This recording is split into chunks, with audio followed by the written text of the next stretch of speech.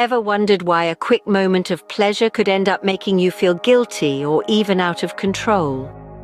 Today we're diving into a topic that many find difficult to talk about, the guilt associated with masturbation and P0RN. Now let's set the stage. Imagine you're trying to focus on your work or perhaps your favorite hobby, but your thoughts keep straying. You're distracted by a sexual urge. To try and quell this distraction, you might turn to a quick session of masturbation, often accompanied by P0RN, but what was supposed to be a quick detour ends up consuming a significant chunk of your time. You feel guilty, confused, and distracted. This is a common struggle for many men, when an occasional leisure activity morphs into a compulsive habit that seems to have taken control over you. So, is watching P0RN and masturbating always a bad habit? Not necessarily. It becomes a problem when it evolves into a mechanism for escape and coping, making it an addiction. But what exactly is an addiction? In simple terms, addiction is a repetitive behavior that we turn to in order to soothe an uncomfortable feeling. It doesn't necessarily create good feelings, but rather acts as a balm to our discomfort. Take coffee drinking, for example. Many people rely on their morning cup of joe to soothe the anxiety of looming work deadlines. It becomes a coping mechanism.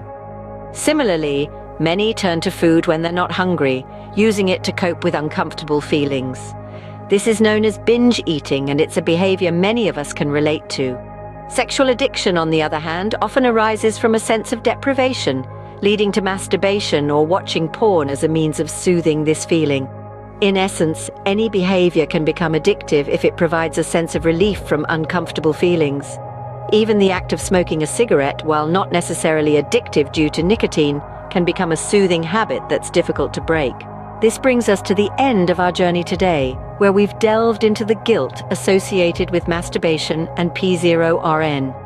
We've discovered that it's not the act itself that's inherently problematic, but rather how we use it and how it makes us feel.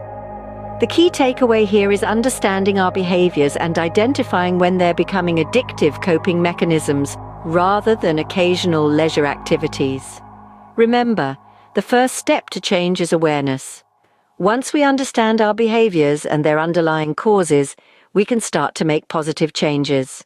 Stay tuned for more insightful discussions on these and other topics. Stay curious, stay informed, and most importantly, stay kind to yourself. You're not alone in your struggles, and there's always help and understanding available. Until next time, take care.